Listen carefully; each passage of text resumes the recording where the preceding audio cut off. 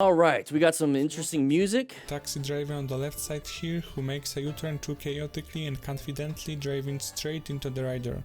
All right. Hey, we already see the side of the vehicle. Oh, sorry. We're going to turn, and we did not even do a single thing to stop it. All right. So hopefully he's not injured because he's like kind of stuck. He's kind of stuck. All right. Hopefully he can get up. We got full gear. It's kind of a low impact, but look how demolished that thing is. All right. So we're riding straight. We're a learner plate, so I can't really, say too much. Yeah, woof woof, he is a learner.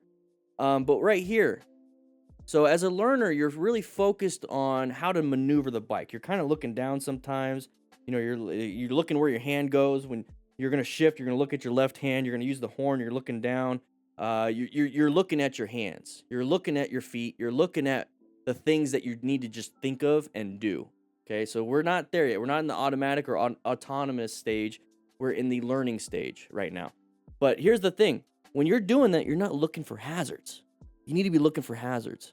This right here is that uncommon thing in a common situation. We have somebody doing this, and it looks like they're going to do a U-turn. It's pretty obvious. Their body language, the car's body language is wanting to turn and do a U-turn. And we're going to see the side of the vehicle. There's the side of the vehicle. Now, we should know, we should, assume that this vehicle is going to stop right here, sees you, you're going to go with your day, and then they go, right? Can't assume, everybody. We can't. We really can't. So when this person comes out, now they're definitely in our lane. What do we do as a learner rider or a beginner rider? We need to apply progressive emergency braking or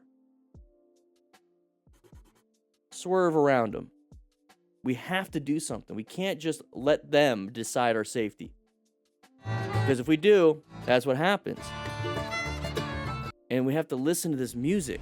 There we go. We got Dresch right here. We're riding through the town. There's a side of the vehicle right there. We're going to go ahead and dodge around it. Did a great job as a smart rider, situation aware, and maintain their fundamental skills. Looks like we got full gear, so acquire and utilizing personal protective equipment. No need to rescue anybody, but we are teaching and mentoring the crew here. All right, so let's take a look one more time. So we're going through a congested area. Not a lot of space everywhere. We have terrible space cushions really to the left and right. It's just basically one lane, but you have total options of people wanting to come out. We have bikes right here. We have lots and lots of issues. We have pedestrians wanting to cross these areas. You got crosswalks and everything. But if you notice right here, this is going to be the thing that I want you to pay attention to. That's the outline of basically this building, and then a new building starts right over here.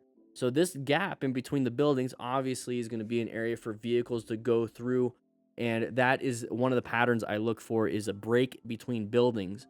That's going to allow vehicles to go through it. And you also see the crosswalk and then a little crosswalk here. So what stage should we be in class? It's up on the wall right there. We should be in orange stage. Lots and lots of stuff out here that can get you. Side of the pedestrians, side of the vehicles, side of the bicycles. Coy's 1995, welcome to the crew. We have many, many issues. So orange stage, you're prepped and ready for anything. You're covering the brakes. You're looking for escape paths. You're planning a ride, positioning yourself for safety. And we're moving through here. Now, there's that next pattern that we have. Now, we're going 34, let's just say miles per hour. No, this is like kilometers per hour. It looks like we're going pretty slow. So 34 kilometers per hour. We have a little kid. We have the father with nice shorts on, little slippers. And then we have bikes. Lots of people in this area. But then this is the thing that really gets you. So what is it that we should look for? There's too much to really pay attention to. That's why we go slower. And that's why we were prepped and ready before we even get into this area. So we don't have to do that last second. So now all we have to do is focus on what's going on. So what do we focus on? Well, I'm going to go ahead and take a look at this person over here. I don't see them wanting to jut across. So I do a quick focal look at that, and I go over to something else that grabs my attention. This right here grabs my attention. Now, why? It's the side of the vehicle.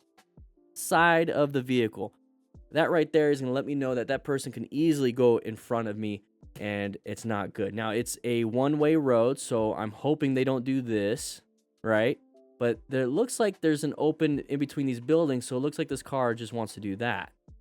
That's not good. We're going to go ahead and clip them or hit them, T-bone them.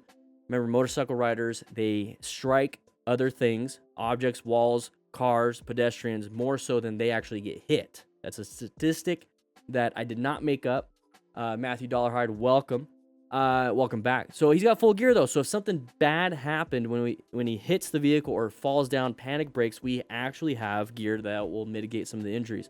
So the goal is not to hit it. So rev bombing is not going to help. Got lucky this person stopped. Rev bombing is not going to help. What we need to do, as soon as we saw them still going a little bit and they cross this line, we need to do a swerve and get back into the lane. That's what we need to do, okay? Hope they stop right here at least, right? But if they stop right there and we're just rev bombing and we're not applying any brake pressure, we're going to clip them, okay? So we need to be able to swerve out of the way. Now, how do you practice swerve? Motorcycle Training Concepts YouTube channel, we have a swerve video on that, but everyone does it. You can practice in a parking lot. We're going to go through here. There's the swerve, kind of. We're looking down, though. So we're rev bombing looking. That's a target fixation moment right here. Now, I understand you want to look, but use your peripheral vision. Don't use your focal vision. Where you look is where you go. So look at your exit. Your exit's over here, but we need to swerve to get to that exit. We look here, we're just going to kind of do this, and then look up, and then we're going to do that. So we actually made it worse for us, okay? So don't do that. Don't look back. Look forward. Still congested area, still an orange stage, and since you were prepped and ready, it didn't surprise you, and you're having a good day. All right, here we go. Going through here. There's a big manhole cover right there. Good job avoiding that. Watch out for left turners. I could see how that was kind of close, but you did a good job navigating that. And I'm just going to say that's a rock form mount. Go ahead and get yourself one. Did a good job. Let's go back and take a look at it. So we're going to get up to an intersection. We're in orange stage. We're going to avoid the road surface hazard. Good job. Move around it. Now, there's that little itty-bitty skinny arrow pointing at this left turner. So we're going 28. We're in an area that we should be going slow. We should be in orange stage. We're prepped and ready for anything. And we see them turning left. We're already squeezing the brakes. We're going 27 now. 22. See, we're going slower and slower. You might want to downshift, though. We're in fourth gear. Yeah, he did. He's in second gear now. Did a good job with progressive brake pressure. That is how you handle an intersection with a left turner. All right, so town orange stage. Be prepped and ready. Side of the vehicle. Very good. Okay. Oh, watch out. Blinker, blinker, blinker, blinker. Good braking. Wow. Good. Hey, good braking. So we're going through here. Now, this is that path of travel violation, side of the vehicle image I want you to pay attention to. That right there, this thing right here makes me concerned at intersections and in town. It makes me go into orange stage very easily because you never know if they're going to go like this. And then boom, you hit them. Okay? You hit them. So we're going, oh, shoot. Was that a Prius? Yep, always a Prius. So we're going through here. So 30 miles per hour. Okay, so we got that side of the vehicle. That's what I was worried about. But we're going to go ahead and pass on the right. Now, here's the problem when you're just focusing on patterns like this. Like, everyone look at this. Everyone look at this. Keep looking. What about this, the brake lights? And then what about... Oh, wait, how come this one disappeared and then this... What's going on? That was an indicator. So if we're so focused on this, we're not focused on this, that means we had target fixation on an issue. We can't target fixate on stuff because we have to constantly be scanning. If we realize that that's not a threat, we got to go back to over here. So we see that right here. It's a blinker. And we're passing on the right. This is probably just a one-lane road kind of converging to where it's, going to be an obvious one-lane road. But there's no center line stripe. This person's taking up the whole lane. And it says it right there. Form single lane. So we're going to pass on the right. You see how there's so much going on? So much going on? I'm just pointing it out. I want you guys to see this when you go ride next time. So squealing on that rear tire, fishtailing a little bit, that is a panic rear brake. But he was able to keep it up. So good job. What are you doing? A little bit freaky. Work on that front brake a little bit more. Okay? Guys, if you like this kind of stuff, we do this every Tuesday and Thursday on this channel at 3 p.m. Mountain Standard Time live.